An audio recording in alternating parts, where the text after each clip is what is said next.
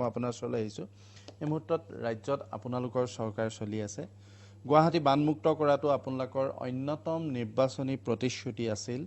কিন্তু এতিয়া দেখা গৈছে যে পৰিৱেশ আৰু পৰিস্থিতি দিনে দিনে বেয়ালৈ যাবলৈহে আৰম্ভ কৰিছে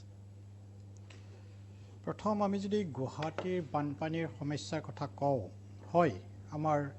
এটা প্ৰতিশ্ৰুতি আছিল যাতে গুৱাহাটী বানমুক্ত আমি কৰিব পাৰোঁ আৰু সেই ক্ষেত্ৰত বিভিন্ন ধৰণে ইতিমধ্যে জিএমডিৰ আমাৰ টেকনিক্যাল হিচাপে জড়িত হৈ থকা খাটনিয়া ডাঙৰীয়াই কৈছে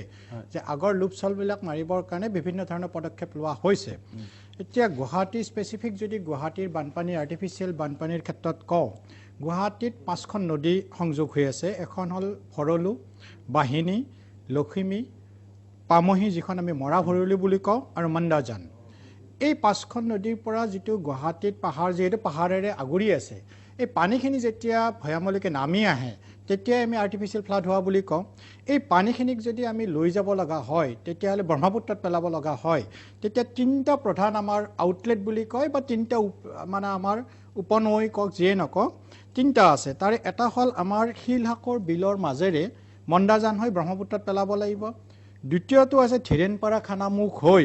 আপোনাৰ ভৰলু নৈত পেলাব লাগিব আৰু তৃতীয়টো আছে যিটো পামহিৰ আমি মৰা ভৰলু বুলি কওঁ সেই থ্ৰুৰে যাব লাগিব এতিয়া এই ক্ষেত্ৰত যদি প্ৰথম কথা মই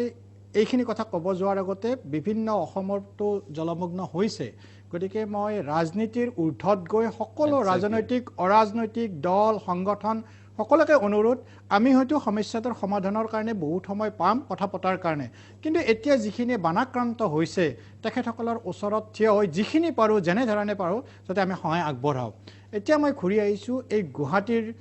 আৰ্টিফিচিয়েল বানৰ সমস্যাক লৈ আমি কিন্তু এটা সিদ্ধান্ত লোৱাৰ সময় আহি পৰিছে সিদ্ধান্তটো কেনেকুৱা ধৰণৰ এইটো এটা মই মাত্ৰ উদাহৰণ দিছোঁ যিটো আমি তিনিটা মানে সাবলেটৰ কথা কৈছিলোঁ শিলহাকো ধীৰেনপাৰা আৰু পামহি শিলহাকৰ কথাটো যদি কওঁ শিলহাকোখন যদি চাই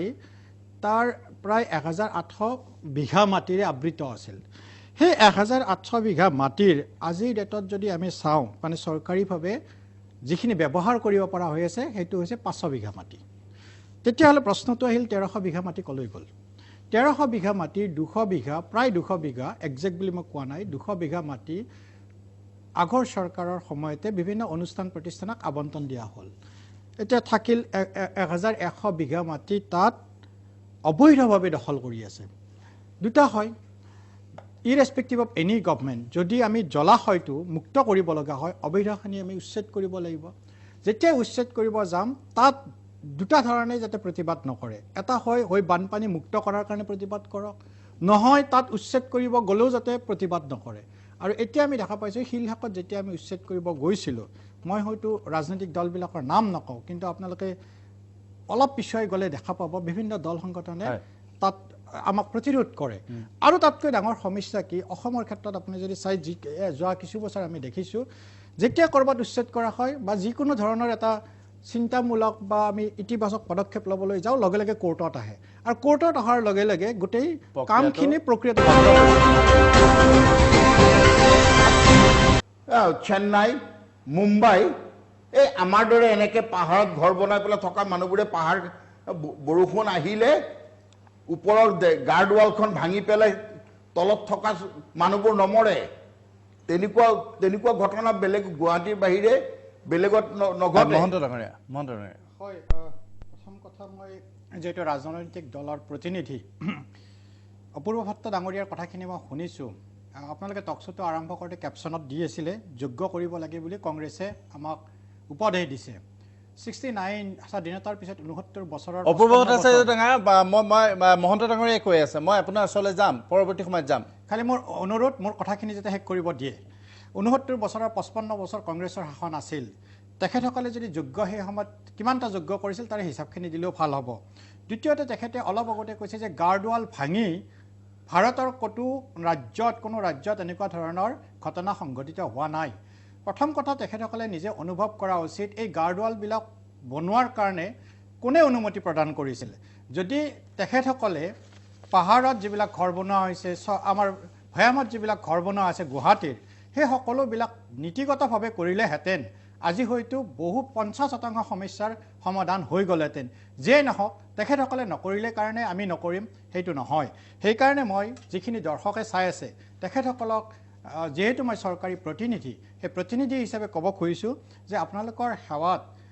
আমাৰ জিএমচিৰ প্ৰায় 1000 কৰ্মীয়ে কাম কৰি আছে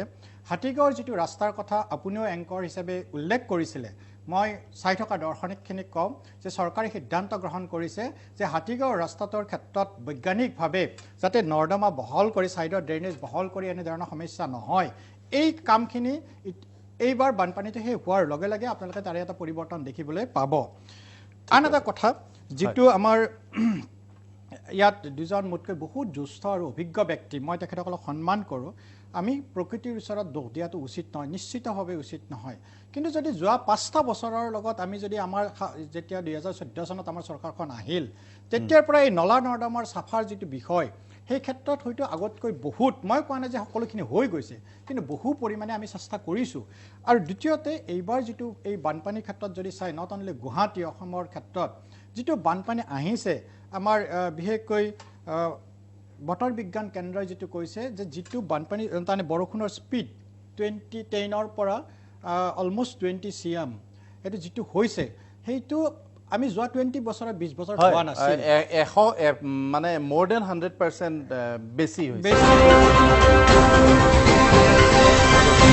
একেবাৰে শেহত হয় ৰাজনীতিৰ বোকা ছটিয়াই জনতাক পণবন্দী কৰাৰ যি 55 বছৰীয়া সেই কলা ইতিহাসৰ পৰা প্ৰধান বিৰোধী দল মই কংগ্ৰেছক অনুৰোধ জনাম তেখেতসকলে আমি যেতিয়াই জলাশয় সংৰক্ষণ কৰাৰ কাৰণে নতুবা অবৈধভাৱে যিবিলাক অট্টালিকা বা বিল্ডিং বনাই তাৰ সেই